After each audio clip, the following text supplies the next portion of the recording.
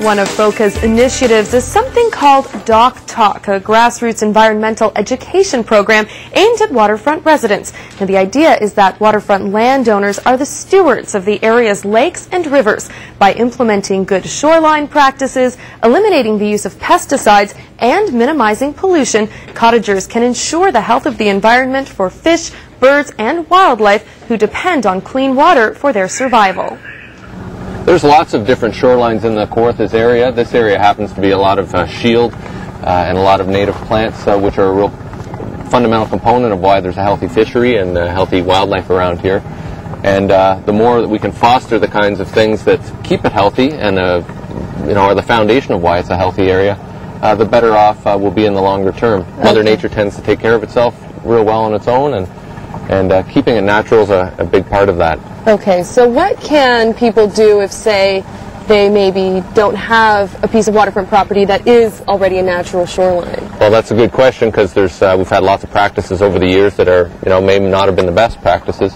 This homeowner in particular had lawn right to the water, and over the years, the new owners have taken the measure to plant some native plants along the shoreline to try and combat both a goose problem they had, because they had a lot of geese that were up on their property, and that was defiling their lawn, and that wasn't very nice. They've got grandkids, so they've got a lawn area that's still an active area, but right at the water's edge they've put in some native plants, and also just stop mowing. Okay. And a lot of interesting things like these purple lupins there have just come in naturally, which is makes for a lot more solid shoreline and contributes to better water quality and better fish and wildlife habitat along the shore. Okay, so you want plants then along your shoreline, not necessarily a lawn manicured right down to the lake. Well, manicured lawns really don't take up a lot of the nutrients that flow over the soil. So having a variety of root depths is really important, and eliminating the use of chemicals too, which lawns tend to be very dependent on, can all contribute to better water quality. Okay, now how big of a problem is erosion? Erosion can be a problem depending on what kind of shoreline you have. On a lake like Stony, where there's a lot of bedrock, it's not so much an issue, but of course on many of the western Kawartha lakes rather, it can be more of a problem.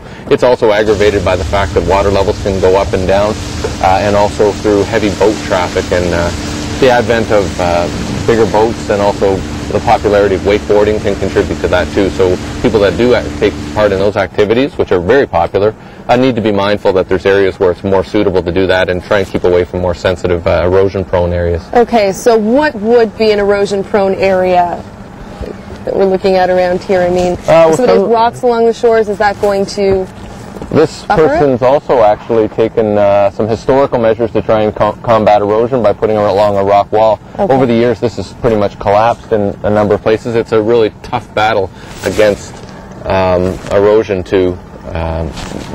when you're trying to combat Mother Nature. Right. So a lot of times, if you can use some natural material and leave material that can foster fish and wildlife habitat too, it all sort of plays into a more healthy waterfront. Okay, so it would be your recommendation that if people do have lawns and very manicured shorelines, that they should start reintroducing some more native plants and species? There's a whole bunch of things people can do while still enjoying their property. Not mowing right to the edge is a big step. Reducing or eliminating the use of pesticides and herbicides should be a must near the shoreline, and also taking advantage of the fact that we've got some beautiful native plants that a lot of us are gardeners and like to see flowers and different kinds of plants. There's lots of choices for people that are a lot more interesting than a lawn. Right, and it does make for a more beautiful boat ride. You're passing by some of the stuff that's neat to look at. Sure, there's in a variety of root depths. Like I said, we've got pine trees that've got certain type of roots and take up chemicals. Also a variety of shrubs that are also native and hardy for this area, because some of the areas of the shield in particular are really tough growing environments, so you can't grow your typical plants, and really it's to everyone's advantage when you take advantage of the natural adaptations of the plants that are already there.